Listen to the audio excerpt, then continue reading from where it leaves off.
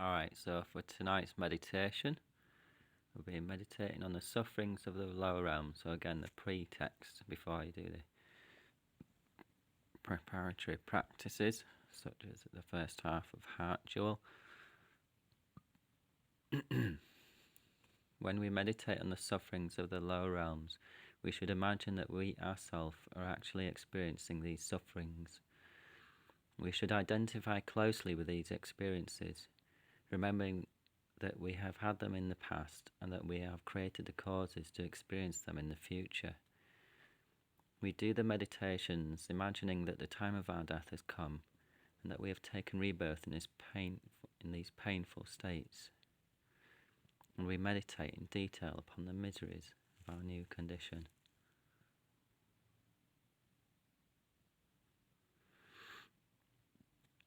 Right, so after you've done the preparatory practices, could be prayers for meditation. If you've got limited time, could do this within half an hour, but I recommend you spend a good hour and do it with Heart Jewel. Or you could use the hundreds of deities of the joyful land and do this within an hour as well. The hundreds of deities of the joyful land according to Highest Yoga Tantra in the orange booklet. Yep. Okay, so contemplation for Lamrim. The sufferings of animals. So the first step, dying, the bardo, and taking rebirth briefly. As it dies, the bardo being experiences all the signs of death very rapidly, and when the clear light of death ceases, its consciousness enters the union of the sperm and ovum inside the mother's womb.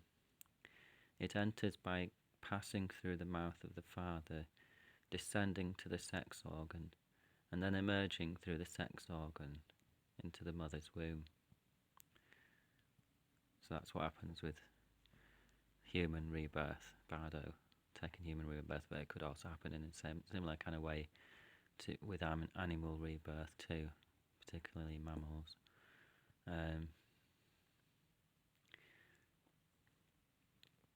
The first moment after conception, only black appears to the mind of the new human being. In this case, we imagine taking an animal rebirth.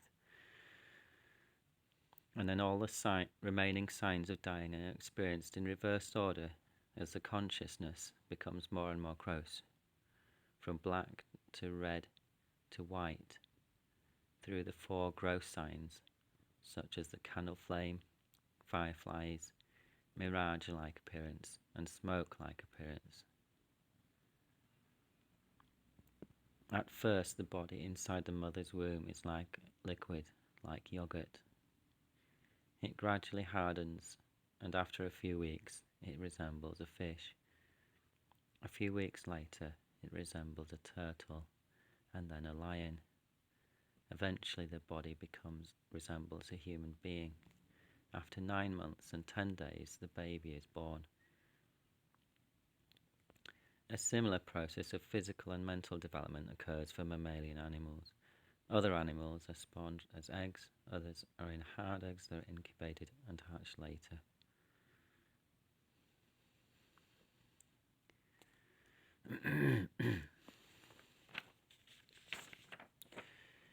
In general, there are 5 kinds of suffering that animals experience. 1. Ignorance and stupidity. 2. Heat and cold. 3. Hunger and thirst. 4. Exploitation by human beings for labour, food, resources, and entertainment. 5. Being prey to one another. In addition, they experience particular sufferings according to their environment in which they live. Some animals live close to where humans live, and others live in very distant places where there are no human beings, such as in the depths of the ocean or in polar regions. In these places it is dark, there is no sunshine, and the animal populations are packed closely together. First, Bodhisattva's Way of Life, Chapter 2, verse 65. I request all the holy beings to free me from all these evils and faults, and since these bring only harmful results, in future I shall not commit them again. So remembering that an animal rebirth only happens because we've created a cause, which is a non-virtuous action. We need to abandon all our non-virtuous actions of body, speech and mind to avoid any chance of taking rebirth in the lower realms.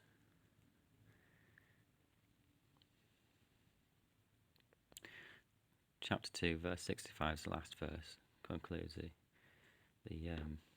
chapter on purifying negativity in Shantideva's poem.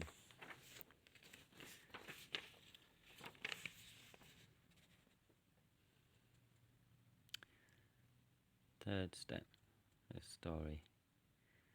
There was once a man who killed many animals and offered them to Ishvara.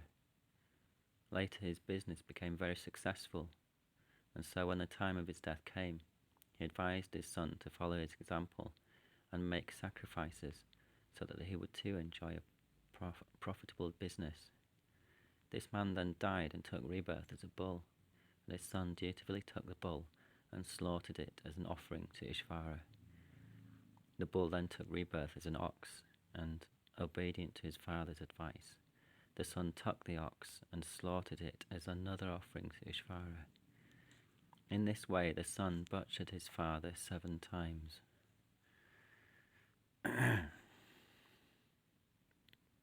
Another story.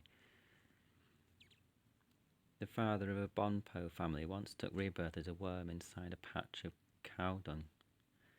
Milarepa said to the son of the family, Your father has been reborn as a worm. If you do not believe me, I will show you. He then took the boy to the cow dung and told him to look inside. When the worm was discovered, Milarepa blessed it, and it jumped over its son, and then the boy believed what he had been told.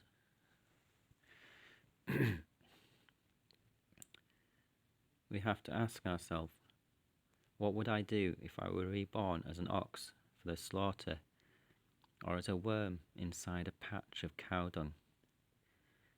In such a limited position, it would be extremely difficult to find release from lower rebirths.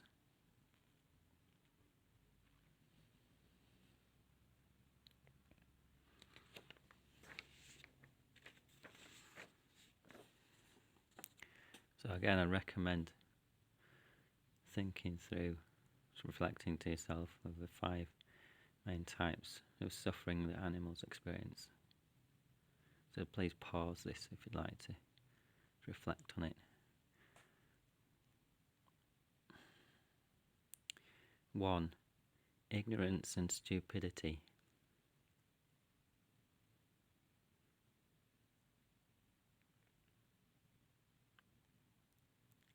2. Heat and cold.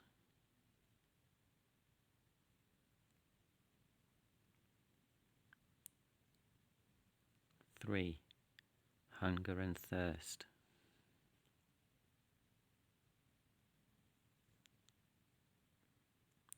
4. Exploitation by human beings for labour, food, resources, and entertainment.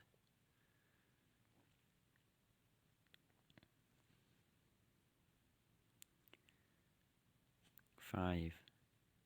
Being prey to one another.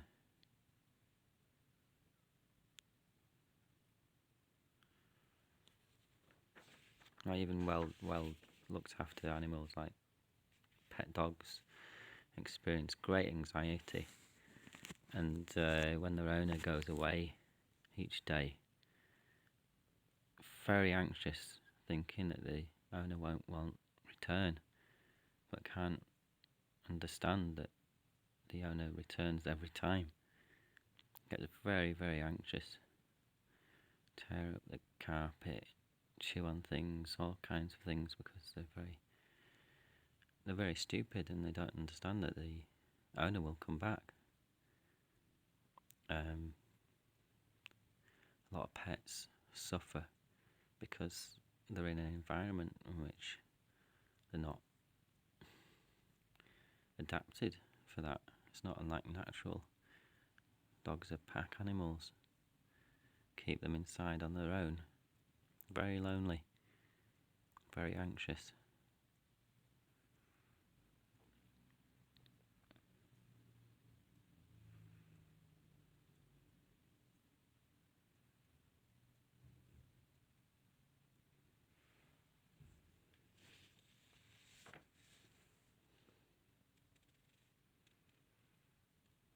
Meditation conclusion. It is said to be easier to become enlightened once we have achieved once we have achieved a human form than it is to achieve a human rebirth again once we have fallen into the lower realms.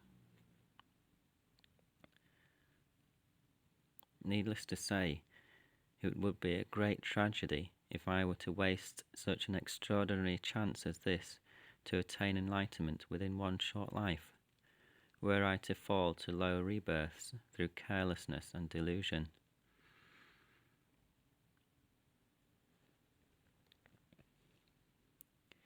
My Bodhisattva vow mandates that I must safeguard my mind from evil intention and keep a peaceful and joyful attitude, such as to foreclose any risk of an untimely death that can destroy this precious life in an instant.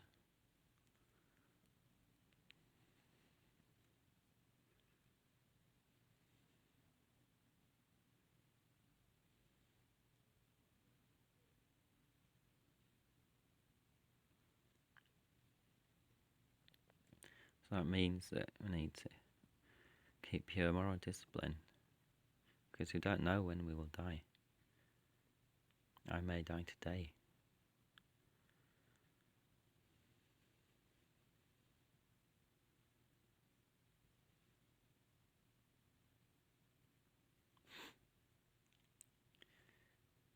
And to conclude again, meditation verse, chapter 2, verse 65. I request all the holy beings to free me from all my evils and faults. And since these bring only harmful results, in future I shall not commit them again. Thank you.